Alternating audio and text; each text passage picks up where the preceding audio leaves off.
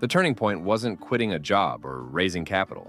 It was a decision to fix an overpriced, inconvenient product that a small but passionate niche desperately needed. By choosing to build a private label brand instead of reselling commodities, a side project born in a college apartment quietly turned into a seven-figure business. This is the business story shared by Reddit user This Dude Gotharuns, originally posted on October 29, 2013. 7 years before the post, the business began as a side project run out of a college apartment. 3 years before the milestone, it became a full-time operation. By the time of writing, year-to-date sales had crossed $1 million, a goal deliberately pursued over several years. While the specific products were kept vague to protect the business, the model was clear: a tightly focused e-commerce operation selling branded products through a proprietary website, eBay, Amazon, and later Amazon FBA. The catalog stayed intentionally small, roughly 100 to 200 SKUs built from variations of just 10 to 20 core products. The origin traces back to 2006, when the founder, then a junior in college, became involved in an obscure hobby and closely followed its online forums. A recurring frustration stood out. Participants either accepted poor results or paid excessively high prices for basic equipment. One commonly recommended product existed, but not in the exact configuration most users wanted. And when it could be found online, it was priced far beyond what felt reasonable.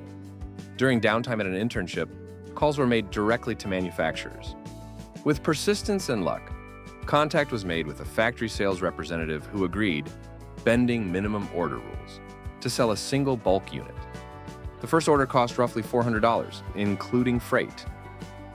Sales began immediately through direct messages on forums, eBay listings, and a crude website using PayPal buttons. The pricing strategy was simple: sell for about half of the prevailing market price, while still maintaining strong margins. The first shipment sold out within weeks. Reorders followed quickly, first 2 units, then 4, until inventory consumed the entire apartment. Over the next year, demand steadily increased. Sales averaged 1 to 2 units per day, and when inventory ran out, customers pushed hard for restocks. Orders were packed at night with help from a then-girlfriend, now wife, and left out for USPS pickup. Marketing remained informal and targeted. Instead of paid ads, forums were monitored closely, and potential customers were contacted directly when the product clearly fit their needs. After graduation, a full-time job entered the picture, but the side business refused to stay small. Orders climbed to around 5 per day, generating an extra $500 a month, but also creating constant pressure. Evenings were consumed with fulfillment, emails, and customer support. Despite the workload, the business kept growing. A proper shopping cart replaced the old website, and sales continued through both the site and eBay. Marriage, a home purchase, and job changes followed. At one point, selling the business was considered to avoid the hassle of relocating operations, but no buyer stepped forward. After a short pause, the business resumed and continued growing through 2008. By then, long-term ambitions of running it full-time started to feel realistic. In 2009, a critical insight emerged. Customers were buying the core product and paying third-party shops to modify it for better performance. Instead of watching value leak elsewhere, the founder partnered with a local shop to offer a modified version directly. This upgrade dramatically increased demand. Annual sales reached about $75,000, with roughly $30,000 in profit. But the workload became overwhelming. To regain time, fulfillment was outsourced to the local shop, with bulk inventory shipped directly to them. Each day, packing slips and labels were sent digitally, and orders went out without the founder touching a box. While this improved efficiency, quality control suffered. Around the same time, the founder's employer lost a major contract. Offered a lower paying role, the decision was made to walk away. By then, the business was generating about 70% of prior salary. With a spouse providing stable income and benefits, the risk became manageable. Full-time focus unlocked real growth. Sales accelerated, the modified products spread through word of mouth, and new complementary products were added. Frustration with outsourced quality eventually forced another major decision: bring everything in-house. A building was rented, employees were hired, and a dedicated shop was built. Setup costs were higher than expected, but by the end of 2010, the operation was fully independent. Sales reached approximately $225,000, though high expenses limited profit to around $40,000.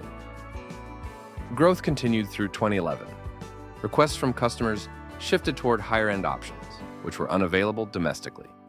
After careful testing, select products were imported from China and quietly offered to existing customers. Demand proved real.